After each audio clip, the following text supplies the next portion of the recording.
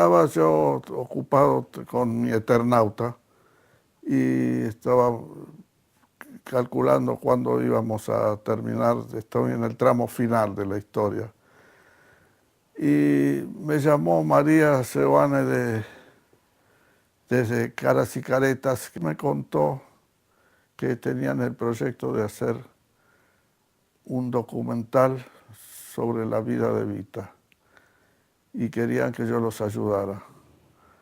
A mí me impresionó mucho porque me da la sensación de que nunca se me había presentado la oportunidad de hacer algo tan serio y tan importante como traslucir a través de mis dibujos la peripecia, la vida, el drama de Eva en su corta vida. Me dijeron que me íbamos a hacer un resumen, primero como un tráiler, para marcar las cosas más importantes. Y eso es lo que hicimos. No fue un guión como yo esperaba, sino que fueron primero escenas sueltas, un relato un poco de lo que ya todos sabemos de la vida de ella, algunas cosas que yo personalmente no sabía. Y en esa forma fue saliendo la vida muy triste y llena de pesares o de frustraciones que sentía tanto ella como sus hermanas, su hermano, la mamá. Cuando vino a Buenos Aires tuvo la oportunidad de conocerlo a Perón y su vida cambió y cómo ella tuvo el coraje y el arrojo de comprometerse en la forma espectacular en que lo hizo. Nuevo desafío que lo enfrentó, se ve, con felicidad, ¿no? Porque era una tarea compleja, ¿no? No, claro, y consecuentemente con lo que él dice ahí, Solano López siempre se interesó por retratar a los personajes en su aspecto humano. Sí. Más allá de, bueno, en este caso una historieta más biográfica, ¿no? De la vida de Eva Perón, pero él siempre rescató eso, la posibilidad de trabajar dándole otros matices, otros cariz al personaje y mostrar otras facetas de la vida, de trayectoria de estos protagonistas, personajes de su historia, que él lo toma también de sus primeros trabajos con Westergel, básicamente. Y una persona muy sensible que también retrató otras, o hizo otras también historietas biográficas o históricas. Un caso, digamos, el que estábamos hablando recién en el corte, es que él hizo junto a su hijo la historieta La Guerra del Paraguay. En los comienzos de los 80, en la revista Superhumor, Solano López, que era una persona, como decíamos recién, un artista preocupado por cuestiones históricas, sociales, hizo una historieta que narra esta cruenta guerra, conflicto bélico que se dio en Sudamérica en el siglo XIX, y él también se debe haber sentido interesado por esos acontecimientos, por haber sido descendiente directo del gobernante paraguayo homónimo Francisco Solano López. Mismo nombre, ¿no? Y ahí quizá la ascendencia en el tiempo le llamó la atención y encastró sus dos afinidades. Distinta profesión, ¿no? Eligió que el bisabuelo, el tatarabuelo, dibujante. Bueno, y Evaristo Meneses, ¿qué podemos decir de este otro trabajo espectacular? ¿Fue lo más importante después del Eternauta?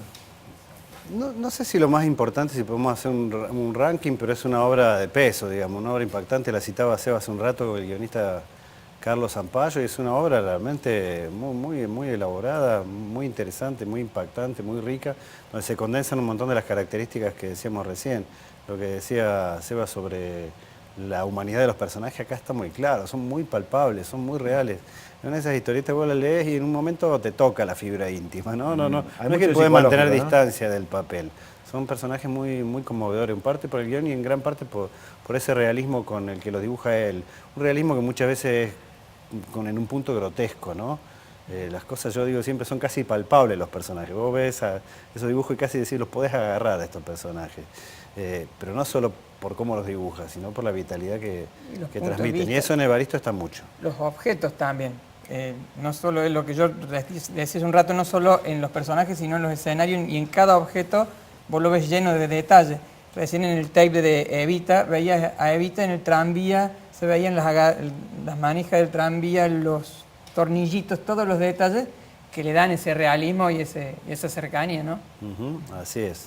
El humano y sus circunstancias, digamos, ¿no? Los objetos como parte de las circunstancias también. Y bueno, Evaristo, que era fue un policía mítico, histórico, que lo que hace Zampayo ahí es recuperar a un personaje que era, digamos, de Vox Populi, que era de la memoria popular en Buenos Aires, y lo convierte en un personaje de ficción, pero que había sido real. Y que ahí también aparecen muchas de las cuestiones sobre la justicia, la libertad, bueno, un montón de cosas que tienen que ver con el clima de dictadura y postdictadura están ahí también, aunque la ambientación sea de los años 50.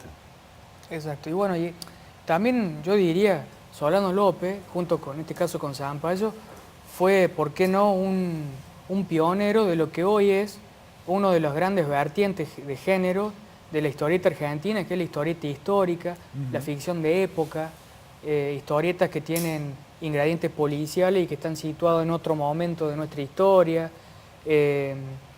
Yo creo que esa es una de las grandes ramas que hoy tiene la historieta argentina contemporánea, junto con lo que puede ser la ciencia ficción, la distopía. Este tipo de historietas yo creo que marcó un antes y un después también. Evaristo, que tiene más de 30 años, ¿no? Una historieta de los años 80, salió en la Fierro, ¿no? Revista Fierro. Sí, exacto. Durante varios años. Y habrá salido un par de años, ¿no? Sí, calculo que sí. Son unos cuantos capítulos, unos 12, 13 capítulos que están reunidos en un libro, ¿no?, de Coligüe. Y de esa misma época hay dos pequeñas obras que son muy chiquitas, pero son muy interesantes, breves, que son justamente adaptaciones, elaboraciones de obra ajena. Cabecita Negra, un cuento de Alejandro Rosenmacher, que él decide adaptar o que le encargan adaptar, y Operación Masacre de Rodolfo Walsh. Y son dos obras tremendas, impactantes, justamente por la personalidad, la libertad con que las adapta, pero a su vez con fidelidad, captando el espíritu de lo que cada una de esas obras tiene que ser. Obras, de nuevo, eminentemente políticas, claro está, si estamos hablando de Rodolfo Walsh, ¿no? Entonces sí, me parece que, de nuevo, con los años él fue haciendo justicia con algunas opciones ideológicas que él tenía agazapadas ahí, pero que simplemente había decidido en qué momento podían manifestarse, o cuándo convenía que manifestarlas para sobrevivir de alguna manera, ¿no? Ahí está. ¿Y historias tristes? ¿Qué podemos decir de esto? Bueno, adelantábamos recién, ¿no? Son las historias estas de su hijo, contadas así desde el post-trauma, ¿no? Entonces podemos imaginar a un padre guionando, adaptando los cuentos, son fatales. Ahí creo que hay una imagen, hace un rato había un padre dibujando las cosas terribles que le cuenta a su hijo de lo que pasó en esos meses que estuvo encerrado, o los meses que estuvo en la parte más difícil de la militancia.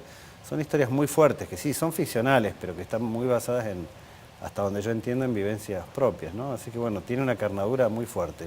Hay imágenes imborrables. Yo algunas viñetas de esa historieta las tengo grabadas a fuego por el impacto que me produjeron siendo adolescente, ¿no?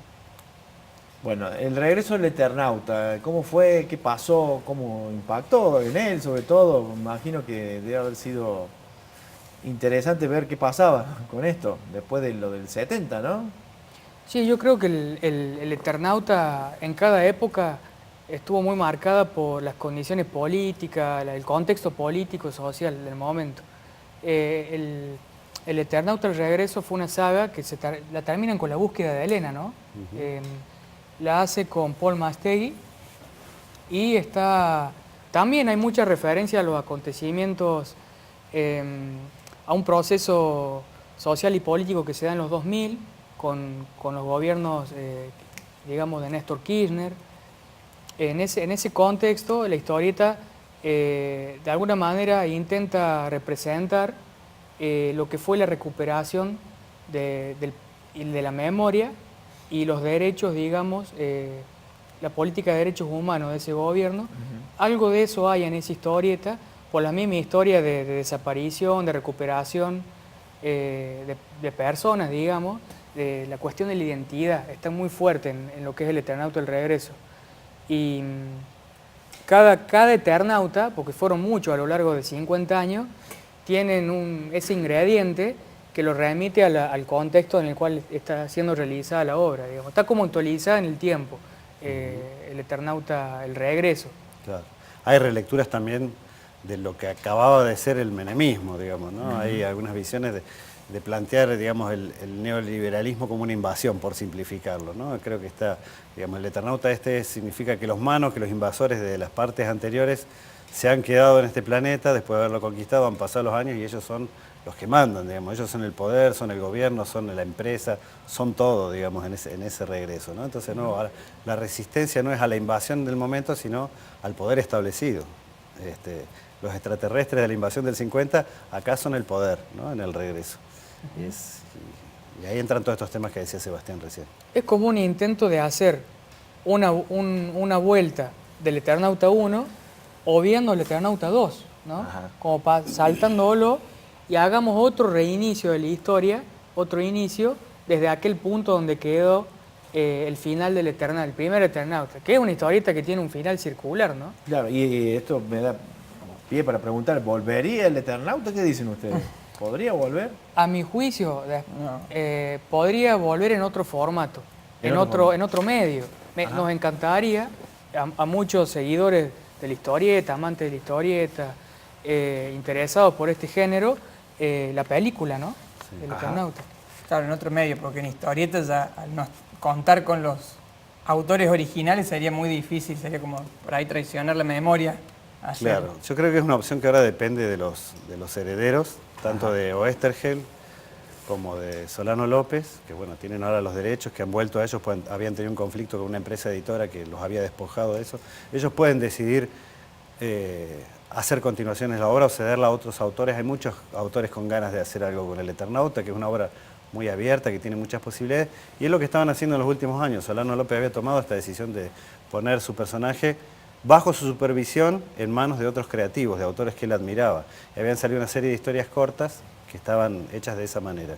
Y ese era el plan, decir, bueno, se abre una especie de franquicia abierta bajo ciertos lineamientos, no hacer cualquier cosa con esto, y eso es lo que se cortó cuando él falleció, pero creo que está en manos de los herederos poder abrir de nuevo esta posibilidad. Hubo guiones de Sasturain y de mucha otra gente que debe tener sus proyectos, yo creo, guardados ahí con ganas de hacer algo con el Eternauta. Una serie, ¿no? ¿Por qué no? Quizás con el nivel que hay en Argentina hoy se puede hacer, se Hubo puede encarar. un intento de película de Lucrecia Martel, que no llegó a prosperar, no sé si por financiamiento, por qué cuestión, pero hubo un intento. Por diferencias creativas, creo yo. Ah. ¿No? Ella quería hacerlo de una manera muy particular, era muy intransigente, digamos, en hacerlo a su manera, con mucha libertad, y bueno, y no cuajó. No Eso es llegaron a lo que entiendo. Habíamos hecho una entrevista con Lucrecia en esa época, y ella tenía ideas muy claras de cómo hacerlo a su manera, fiel a la obra, pero también fiel a su obra. Y ese equilibrio parece que no gustó a los productores. Pero había otros proyectos, ¿no? El mismo Aristarain había tratado de hacer la película en un momento, algunos productores italianos. Es la gran película nunca realizada. La película del Eternauta es un culebrón que tiene 40 años más o menos, y frustrado siempre, porque ya desde la época en que Solano López terminaba de hacer el Eternauta 2, 78 por ahí, el editor de Ediciones Record, desde Brasil le llama, Alfredo Ascuti, para arreglar la cesión de derechos, que ya lo había hecho la viuda de Westerger, Elsa, para poder iniciar un proyecto cinematográfico. Solano López, en vendetta o venganza, o tomándose revancha, de que Scuti no le había pagado por haber republicado el Eternauta 1 en su editorial en mediados de los 70, le niega la firma, le niega la cesión para hacer la película. Desde ese momento, hace cerca de 40 años, inicia este culebrón que esperemos que tenga un final feliz, ¿no? En algún momento se dará. Bueno, muchísimas gracias a los tres, ¿eh? Nos encantó descubrir más sobre esta gran personalidad, este gran personaje y un genio de la ilustración increíble como Francisco Solano López. Muchísimas gracias a vos. Y Muchas gracias. Gracias. Felicitaciones por el trabajo que vienen efectuando, a los tres. Señores, vamos despidiéndonos. Este programa se llama Debate. Nos encontramos mañana a las 21 aquí por Canal U. Un abrazo. Gracias.